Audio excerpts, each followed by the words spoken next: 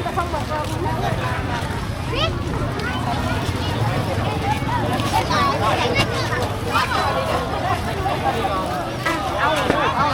อบใจขอบใจ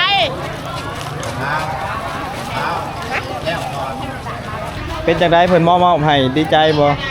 ดีใจแล้วดีใจเนาะต้องได้กินทั้งในต้องแก่นะดีมากเลยทางนี้ดิขอบใจขอบใจขอบใจหลายเอาเลยกับพ่อขอบใจกับแม่ได้สุขใจเลยกินแก้มกินนัวลำรวยได้ยินพ่อ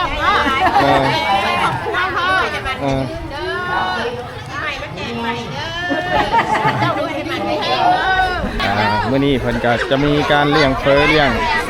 กะแลมแหน่เบิ่งลูกหลานเฮามาเต้นแล้วมันจะเป็นคนแถวเอายืด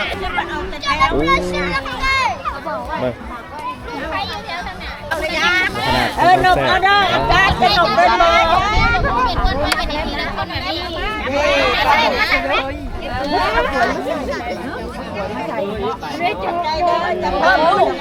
เจ้า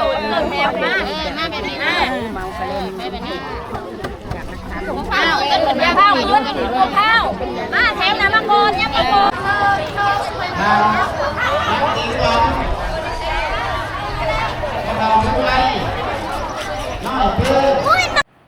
สบายดีพ่อแม่พี่น้องเมื่อสุคนยินดีต้อนรับพ่อแม่พี่น้องเข้าสู่ช่องบ่าวต้นชาแนลเนาะในคลิปนี้ก็จะเก็บภาพบรรยากาศการมอบเครื่องช่วยเหลือจากพ่อแม่พี่น้องทางฝั่งไทยเพิ่นมามอบให้พ่อแม่พี่น้องทางบ้านสกึนเหนือเมืองจำพรแขวงศรีสะเกษซึ่งเครื่องที่มามอบในครั้งนี้ก็มีเครื่องอุปโภคและบริโภคจำนวน360ห่อและมีอีก300กว่าแกนนั้นเพิ่นยังเลี้ยงเผอจำนวน100โลและก็กะแลมอีกหรือว่าไอศครีมเนาะจำนวน40โลมื้อนี้พ่อแม่พี่น้องบ้านเฮาได้กินเต็มอิ่มพี่น้องบรรยากาศในการมอบภาพก็เต็มไปด้วยความอบอุ่นและก็มีบรรยากาศคึกคืนม่วนซื่นอยู่ภายในงานก็จะมีการนำขันเมืองเข้าร่วมนอกจากนั้นก็จะมีการจัดตั้งบ้านและพ่อแม่ประชาชนเข้าร่วมนำและก็มีทางทีมงานบริษัท KA Trading จากประเทศไทยเข้าร่วมนำกันจำนวน18คนซึ่งมูลค่าเครื่องมามอบในครั้งนี้มีมูลค่า 292,280 บาทอยู่ภายในงานก็จะมีการกล่าวต้อนรับแขกที่เดินทางมาจากขันเมืองและก็เดินทางมาจากประเทศไทยและแขกที่ถูกเชิญเข้าร่วมอยู่ภายในงานหลังจากนั้นก็มีการมอบหับอย่างเป็นทางการซึ่งเป็นการมอบหับแม่นจากท่านธนพันธ์ใจใสประธานบริษัท KA Trading จำกัดและการกล่าวหับโดยแมนผู้ใหญ่บ้านจากบ้านสกึนเหนือซึ่งแมนท่านตอกโลทเสนหลังจากนั้นก็จะมีการมอบใบย่องย่อสรรเสริญจากขันเมืองมอบให้แก่ผู้ที่ได้ประกอบส่วนอยู่ภายในงานดังกล่าวหลังจากมีการมอบหับสำเร็จแล้วก็ได้มีการประกอบคำเห็นจากการนำขันเมืองจำพรเปิดประกอบให้และกล่าวขอบใจแขกที่มาประกอบส่วนอยู่ภายในงานนี้ภายหลังสำเร็จพิธีดังกล่าวก็จะได้มีการถ่ายรูปร่วมกันระหว่างการนำขันเมืองและกับบริษัท KA และกับพ่อแม่พี่น้องชาวบ้านสกึนเหนือเข้าร่วมถ่ายเป็นสักขีพยานหลังจากนั้นก็จะมีการแจกจ่ายเครื่องอุปโภคและบริโภคให้แก่พ่อแม่พี่น้องชาวบ้านสกึนเหนือแต่ละครอบครัวจำนวน300กว่าครอบครัวเอาล่ะพี่น้องในคลิปนี้ก็จะบอกอย่างไรให้พ่อแม่พี่น้องติดตามและก็รับชมไปทำกันเลยมาแข่งเสริมงานโตทางผู้เสียสละมีผลแก๊สเลยนักผู้แขวนอึ่งล้อนมีเท่าต้อมีเอามาแต่ฟังนั่นปะต่อสอนแม่อึ่งล้นโทรศัพท์เขาเรียนทำลูกโอกาสให้พ่อบ้านเต้นะ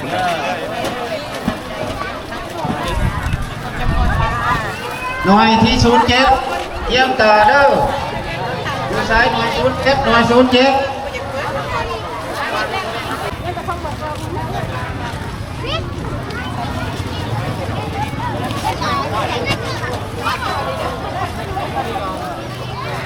หน่วย08เยี่ยม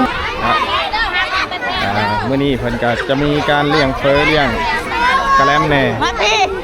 เบิ่งลูกหลานเฮามาเต้น แล้วมันจะเป็นหัวหน้าแถวเอายืดไอ้กิ๊กโคบสักหน่อยเอาธรรมดาเด็กน้อยหัวหน้าแถวค่ะนี่จับแทน ยืนเรียนแกนเป็นแถวค่ะกันเลย1 2 3 4 4แถว ต่อแถวงามๆ เข้าคิวจัดมาพี่กินก่อนเนี้ย กระแลมก็คือสิแซ่บขนาดเนาะกระแลมโคตรแซ่บของบุญส่งอืม เอาแบบนี้เด้อนี่แถวนี่เอามาได้เร็วแบบนี้ยับขึ้นมาอัดไปนะลูก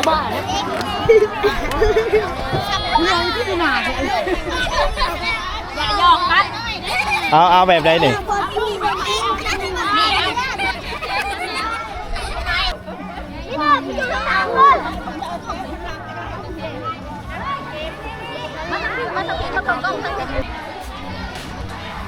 ท่านี่ก็เลี้ยงเฟอเนาะนี่เนาะเฟอได้นี่เฟอแซ่บจักโลเห็ดนี่100 โลเอาก่อนป้าตัวเบิ่งคือสิเป็นตาแซ่บใส่เล็กบุรุษบ่ได้จังหน่อยสิมาซีมน้ำนี่จังหน่อยสิซีมน้ำโคตรแซ่บกระแลมโคตรแซ่บ 2 อย่าง พอแล้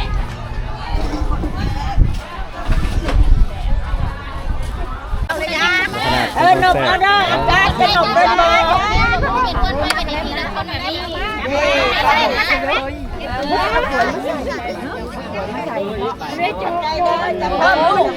เจ้าเกิดแถวมา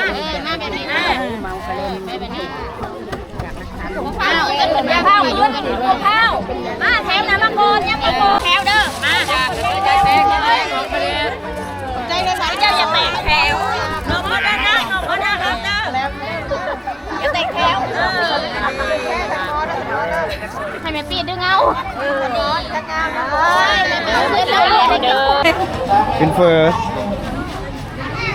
เป็นจังได๋เพิ่นมอบให้ดีใจบ่ดีใจเห็นแล้ว ดีใจเนาะ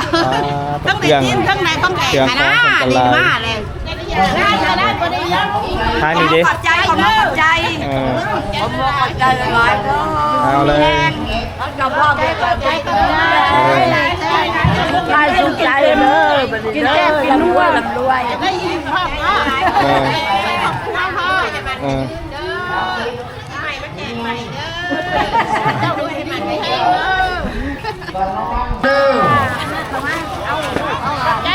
ขอบใจ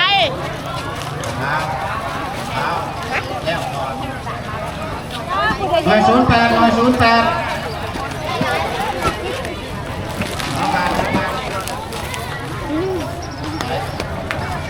หน่วย08ได้แต่ป่าลือพรนกไข่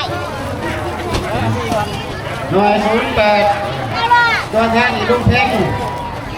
นักดูนี่น้อยตัวเท่าเลิกแก้วหน่วย08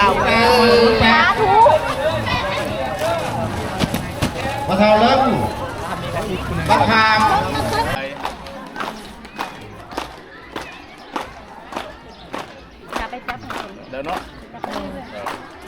สรรเสริญเราไม่เกียรติคุณเลยคน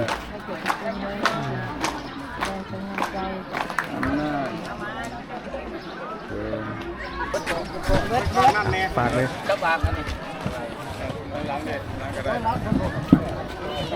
ไปก่อนกันก็ได้ได้ หน่วย08ได้แต่ป่าลือพรนกไข่หน่วย08ตัวแทนอีลุงเพ่งนักดูนี่น้อยตัวเท่าเลิกแก้วหน่วย08ตัวเท่าเลิกบักหามนักอีกองตัวเท่าเลิกน้อยเพื่อ